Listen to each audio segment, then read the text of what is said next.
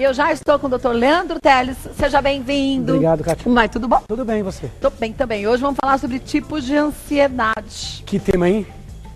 Esse é o transtorno neurológico, psiquiátrico mais comum do mundo. Afeta Ansiedade. muita gente, não Muita é, gente. doutor Leandro? A gente estima em torno de 1/3 da população adulta vai ter quadros de ansiedade patológica em algum momento da vida. É muita gente. São milhares e milhares de brasileiros que sofrem de ansiedade em níveis patológicos. Agora, em níveis patológicos, agora falar de gente ansiosa, então, é muito mais que 1/3 da população. Como né? traço de personalidade, extremamente comum. Até porque nossa sociedade, ela estimula a ansiedade.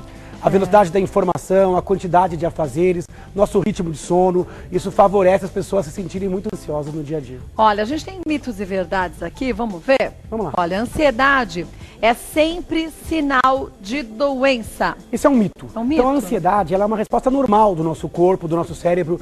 É uma questão de apreensão, né? O nosso cérebro prepara o corpo para algo que é desafiador, que é diferente ou que é perigoso. Então sentir ansiedade em alguns momentos é normal, é até bom. Você vira o foco, seu coração bate mais rápido, sua pupila dilata. Então é uma forma saudável de encarar algumas situações. Só que às vezes o sistema se desregula, Kátia, e aí nasce a doença. A doença acontece quando você se sente assim, fora do momento correto, da frente de algo que não é desafiador, não é ameaçador, ou quando você sente de forma muito desproporcional.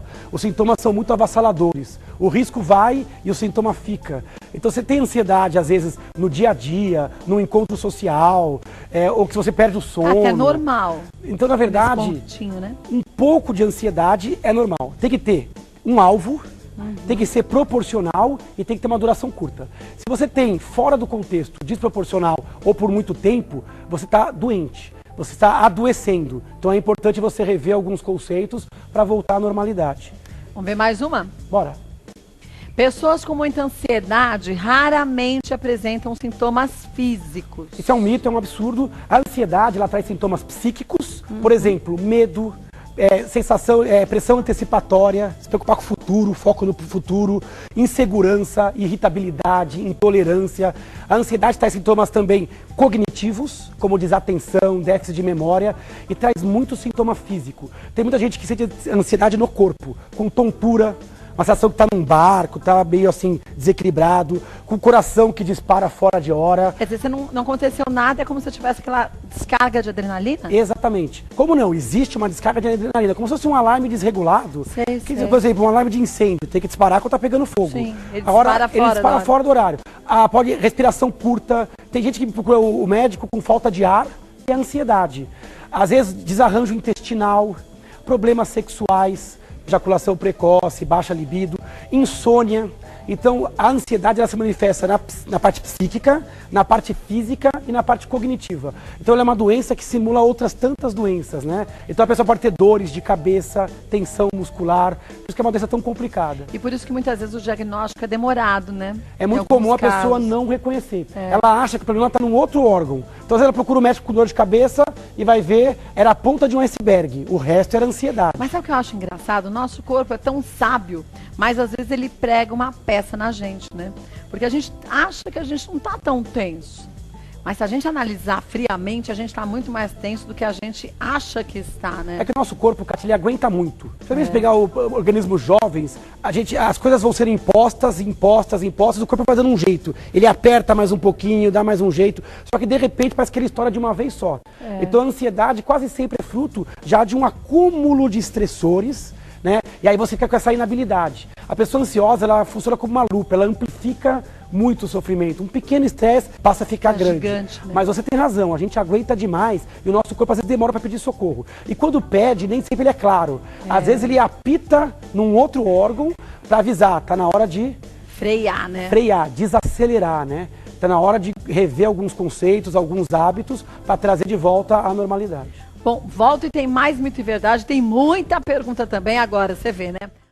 A ansiedade pode simular e agravar várias doenças. Verdade. Muitas né? vezes simula quadros respiratórios, aquela síndrome do intestino irritável está relacionada à ansiedade, dores no corpo. Então, ele é um grande simulador. Então, às vezes, o paciente acha que está com problema num outro órgão e, na verdade, tudo é ansiedade. Outra coisa é que ela agrava realmente. Ela pode agravar a hipertensão. A pessoa que tem hipertensão piora com a ansiedade. Ela pode agravar o diabetes. ela pode abaixar a sua imunidade, porque você acaba liberando um hormônio que é o cortisol, o hormônio do estresse. Então quem está muito ansioso, ele vira um efeito dominó. Isso vai prejudicando o seu corpo como um todo e te deixando susceptível a outras tantas doenças. Por isso que a gente tem que tratar a ansiedade como ela é uma doença. Como uma doença, e quando Né? ela está pequenininha, é mais fácil tratar. Você não pode deixar chegar ou numa crise de pânico, ou num quadro de incapacidade de sair de casa para buscar ajuda médica. Tem que tentar reconhecer os sinais iniciais. Vamos ver mais uma. Após uma crise de pânico, o paciente geralmente retorna ao normal. A crise de pânico, Kátia, primeiro assim, essa afirmação ela é falsa, né? Então isso é um mito. A crise de pânico é um dos tipos de ansiedade, é o tipo mais avassalador, é como se fosse um tsunami de ansiedade. A pessoa é tomada por uma ansiedade aguda, uma crise aguda, onde ela tem uma percepção de que vai morrer, que vai perder o controle, que vai ter um infarto, um derrame, que ela vai sair de si. Então ela tem uma taquicardia, transpiração, falta de ar. Isso pode ser motivado por uma situação estressante ou pode acontecer do nada. Então isso é um alerta, é um grito do organismo de que aquele organismo Algo não está bem, adoeceu. Né? Agora, essa crise ela acontece, depois ela passa. Mas quando ela passa, o paciente não fica normal. Ela é tão intensa que o paciente fica com medo de ter de novo. Só de imaginar que vai ter pânico de novo, Ele ele entra em fica pânico, inseguro, né? exatamente. A gente chama isso de agorafobia, medo de passar mal. Isso vai levando à esquiva. Então eu vou evitar entrar no metrô, eu vou evitar uma aglomeração. Por quê? Porque eu não confio mais na resposta do meu corpo. Então, às vezes esse medo que gera depois da crise, ele é pior que a própria crise. Porque o paciente às vezes tem uma ou outra crise e passa a vida com medo, se esquivando, podendo evoluir até para depressão, para outras formas de doenças também graves. Pra ver como é severa, então, a doença da síndrome do pânico, porque quando a gente tem uma dor que a gente sente, a gente fala assim, é na perna, é no joelho, é no braço, é na cabeça, é uma coisa. Mas quando você tem uma leva tão grande de sensações diferentes, você começa a achar que você está ficando maluco muitas Exatamente. vezes, né? Porque a gente parte do pressuposto que a gente controla o nosso organismo. É. A síndrome do pânico, ela mostra que não. Que quando dispara a resposta de adrenalina, ela pode ser absolutamente sustentada sozinha. Tanto que a maioria das pessoas procura o pronto-socorro na primeira crise e deve fazer isso. Afasta-se infarto, derrames. E daí o médico fala, você tem um problema de ansiedade. É até difícil para a ficha cair, né? Não é possível como a ansiedade pode ser tão forte, né? Como a gente pode estar tão à mercê de um quadro psíquico. Para você ver como o cérebro comanda tudo, né? Então. Basta uma onda do cérebro para que tudo se desarranje. Vamos ver mais uma? Vamos. Ansiedade é o oposto de depressão. Isso é um grande mito. E muita gente acha isso, né? É. Ou tem depressão, fica quieto, ou tem ansiedade, fica agitado. Besteira. Na verdade, é muito comum as duas estarem associadas, né? A ansiedade é essa pressão antecipatória, essa necessidade de controle das variáveis, essa tensão, está sempre assim, à flor da pele. E a depressão é um transtorno diferente do humor. É aquela questão de dificuldade de sentir prazer, tristeza sem motivo, melancolia. As duas, muito comum, andam lado a lado. Aí você imagina como isso é ruim. A pessoa já pensa muito no futuro. E ela está deprimida, Nossa, então ela cria versões catastróficas. Pessimistas, Tudo né? vai dar errado, né? Então tudo que eu vou fazer vai dar errado. Então é muito limitante uma ansiedade ao lado de depressão. As duas são, na verdade, muito parecidas nas suas formas cerebrais. Baixa serotonina, dificuldade de dopamina, por isso que o tratamento é até meio parecido. Os remédios às vezes funcionam bem para um e para outro ao mesmo tempo. Então não é oposto, são coisas que muitas vezes são associadas, mas que podem também estar isoladas. Agora, você falou de medicação. E também esse é um caminho que muita gente tem medo. Fala assim, eu vou tomar remédio para depressão ou para ansiedade e eu vou ficar dependente. A questão é bem outra, quem está doente precisa de remédio, não importa doente de quê, né? Sim, para aqueles casos em que o médico define que vai dar remédio, é importante tratar com medicamento e o quanto antes. Ter paciência com o remédio que demora, usar por um tempo prolongado, geralmente mais de 6 meses, e só interromper com orientação médica. Esse negócio do remédio é preconceito nosso. Como a gente nega a doença, nega o diagnóstico, a gente tem isso, né? Então os remédios têm que ser feitos com cuidado, com ajuda médica. Quando bem feito, o paciente que melhora, ele pode ficar sem remédio. Agora, a pessoa nem começou o remédio, às vezes está pensando em parar, né? Pois é. Então, a primeira coisa é ficar bem, sentir-se bem. Por quê? Porque a ansiedade, tal qual a depressão, é uma doença progressiva.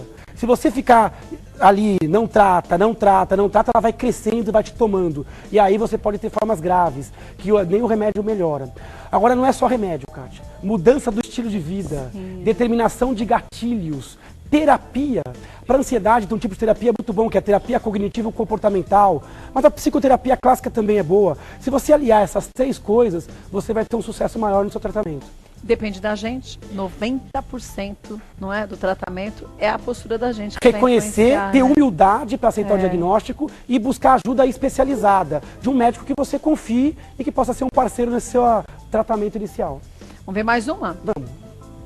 É possível controlar a ansiedade apenas com mudanças de hábitos? Quer dizer, a gente já falou. Em casos leves, sim. Então, atividade física regular diminui a ansiedade, dormir com qualidade, tempo suficiente, tentar exercitar esse foco no presente, né? Não ficar só imerso com esse foco no futuro. Você tem que planejar e tentar treinar essas versões otimistas da realidade. Isso diminui a ansiedade. Trabalhar a respiração, né? Buscar terapia. Às vezes a terapia não precisa ser nem com o terapeuta, pode ser com um amigo, com alguém da família. Verbalizar os problemas, ao invés de ficar guardando tudo dentro de você. Tudo isso vai ajudar. Então, para casos mais leves, só a mudança simples de hábitos pode resolver. Casos mais dramáticos, aí vai ter que ter terapia convencional e medicamentos. Mas quem vai ver se a gente está no caso mais leve ou não é o médico, né? É o médico. E o médico ele consegue quantificar isso como história, pela experiência, pelos estudos. Então é importante buscar ajuda do psicólogo e do médico. Bom, volto que você já sabe que tem um monte de perguntas. Né? Legal. Então rapidinho a gente já começa. Voltando aqui com o Dr. Leandro Teles, a Marcela diz o seguinte: percebo que sou muito ansiosa. Minha mãe também tem sinais de ansiedade e minha filha de 6 anos vai para esse mesmo caminho. A ansiedade é hereditária? Crianças podem ter ansiedade ou é coisa de adulto? Ótima pergunta, Marcela. Primeiro, a ansiedade é uma doença complexa e tem causas complexas. Sim. Existe sim genética, a gente vê famílias, né, que tem muita ansiedade, então existe uma tendência genética, mas existe também uma questão de hábitos de vida, ocorrências de vida. Então existe sim hereditariedade. A outra pergunta é, criança tem ansiedade? Pode ter. Criança tem em torno de 9 a 10%. Bastante. É grande? Às vezes formas de transtorno obsessivo compulsivo, compulsões, TAG, que é uma ansiedade continuamente alta, até crise de pânico. Mas na criança, a gente sempre tem mais cuidado com relação ao diagnóstico, depende da idade. Criança muito novinha é super ansiosa, isso é normal, porque não conhece o mundo, né? Mas é diferente a ansiedade na criança da hiperatividade? Olhando você distingue certinho? O especialista distingue bem. Mas a família não. A família às vezes não. A família confunde déficit de atenção e hiperatividade com ansiedade. Primeiro que às vezes essa pessoa tem as duas coisas, né? Mas para o especialista é bem diferente o déficit de atenção e hiperatividade da ansiedade. São doenças com critérios diagnósticos bem diferentes. Então, se a criança tiver realmente com alteração da qualidade de vida, levar no pediatra, porque pode ter sim quadros de ansiedade em criança. Então aqui é bom buscar ajuda médica. Ela, a Marcela, a mãe, o filho, todo mundo. Todo mundo, porque existe já um histórico familiar, então desde cedo é bom ficar de olho, né? Sexo feminino um pouco mais também. Mulher tem 3 vezes mais ansiedade do que o homem. A gente aqui tem que ser por questões hormonais, por questão da oscilação hormonal. Mas tem uma questão cultural também, da manifestação cultural das emoções, né? Mas a mulher tem mais ansiedade que o homem. E a gente se cobra demais, a gente devia aprender a ser mais desencanada que nem muitos homens. Sem dúvida. O mundo nos cobra, mas a gente também se cobra. E a gente é muito cruel com a gente. A mulher se cobra muito. Tem que ser boa esposa, tem que ser profissional, tem que ser boa mãe. Então a gente não aceita a nossa falha, nosso defeito. É verdade. Então é óbvio que vai esticando o elástico até que ocorra um sintoma físico. E pior é quando ele estoura, né? Pior é quando ele estoura. E aí você tem problemas graves e crises mais fortes. Né? Então, Marcela, busque ajuda médica, tá? Vamos ver mais uma? Vamos lá. Yara, há 2 anos sofri um sequestro relâmpago e até hoje não me recuperei. Tenho pesadelos, me sinto apreensiva e fico desesperada em qualquer situação fora da rotina. Quase não saio mais sozinha. Eu era muito ativa e independente antes do sequestro. Como eu posso retomar minha vida? Que relato, né? É uma pena. A gente está hoje passando por isso. Problema com relação à segurança, à violência urbana. Então, quando a pessoa sofre um trauma, que correu risco de vida. A gente está essa semana com essa questão do furacão na Flórida, no Haiti, no Caraíbe. Então, essas pessoas que passam por esse estresse, esse estressor, elas podem desenvolver um quadro de ansiedade muito grave, chamado síndrome do estresse pós-traumático. Depois que de 4 semanas, até 4 semanas é normal, uma reação ao estresse agudo. Mas ela falou em 2 anos depois de um sequestro. Coisa, né? Olha como isso desajustou o cérebro dessa pessoa e ela passou a ter sintomas de revivência, pesadelos, ansiedade, medo de passar mal, de sofrer de novo. Então isso é síndrome do estresse pós-traumático. Dá para sair dessa, Kátia? Dá, mas não é fácil. Tem que buscar terapia cognitivo-comportamental, tem que ter paciência. Alguns casos precisam de medicamento, Então ela tem que buscar um psiquiatra, um médico de confiança, uma terapia, um psicólogo, tem que ter apoio da família e se bem cuidadinho dá para escapar. Porque senão você viu como é uma coisa, o sequestro já foi e ela continua presa naquele momento, né? Mas essa dificuldade de superação. Do bem cuidadinho, e para isso a gente tem que acreditar no médico que a gente escolheu para tratar a gente e fazer a nossa parte, né? Tem que escolher um médico que seja parceiro, que você possa confiar, e é importante que você siga as recomendações dele. Porque não adianta ir para o médico também, tomar todos os medicamentos e continuar trancada dentro de casa. Quer dizer, ele vai te orientar quanto que você tem que enfrentar cada coisa de acordo com o que você está podendo no momento. E muitas formas graves de ansiedade, o que você falou é fundamental, esse enfrentamento progressivo. Com as coisas que te dão menos ansiedade até as coisas que te dão mais ansiedade. Esse enfrentamento é importante. O médico pode ajudar e o terapeuta também. Na cognitivo-comportamental, o psicólogo faz isso. Ele vai te ensinando a reconhecer a ansiedade e a encarar progressivamente situações mais desafiadoras. Agora, eu vou te dizer, como é importante fazer uma terapia, né? E aí as pessoas acham que muitas vezes a terapia é para a vida toda, mas não. Você tem que começar a entender como que você age. Somos pessoas tão diferentes, né? Sem dúvida. E ao mesmo tempo, a gente muitas vezes se engana, se ilude com tanta coisa. A terapia é fundamental, né? A autoterapia, a terapia com seus amigos, com seus familiares. Então você refletir sobre os seus sintomas e sobre a gênese, os gatilhos, né? Quase sempre a ansiedade, ela não é ela em si o problema, mas ela sim é o resultado de uma série de outros. Não é um acontecimento, exatamente, é uma sequência de acontecimentos crônicos que foram levando ao desarranjo, né?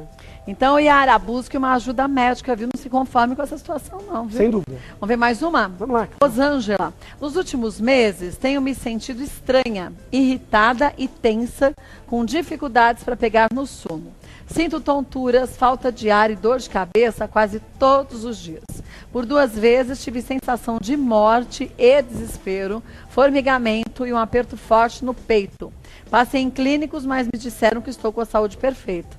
Isso pode ser por causa da ansiedade? Pode sim. Todos os sintomas se encaixam bem com o transtorno de ansiedade, né? Essa coisa de estar um pouco tensa sempre, ou sempre um pouco ansiosa, define o TAG, que é o transtorno de ansiedade generalizada. E ela descreve 2 crises mais fortes, né?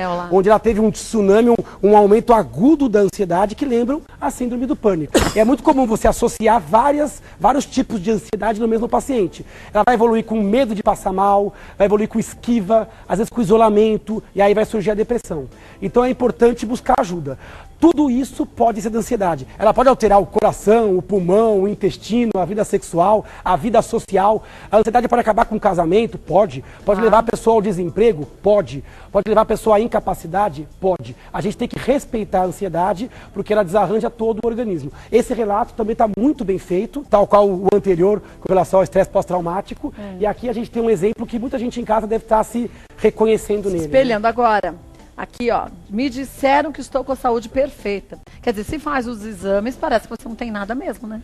A primeira coisa é buscar um médico, porque às vezes é um distúrbio de tireoide, um distúrbio hormonal, uma substância que você está usando e nem percebe. Então o médico vai fazer sempre um screening clínico. Vai ver se realmente não é um coração, uma arritmia, uma asma, mas é importante que ela está doente. Está doente do pescoço para cima. Então adoecer da mente também é adoecer. Talvez até mais do que fisicamente, já que o cérebro comanda tantas coisas, como a imunidade, como a parte hormonal, como nossos músculos, nosso coração. Então ela adoeceu sim.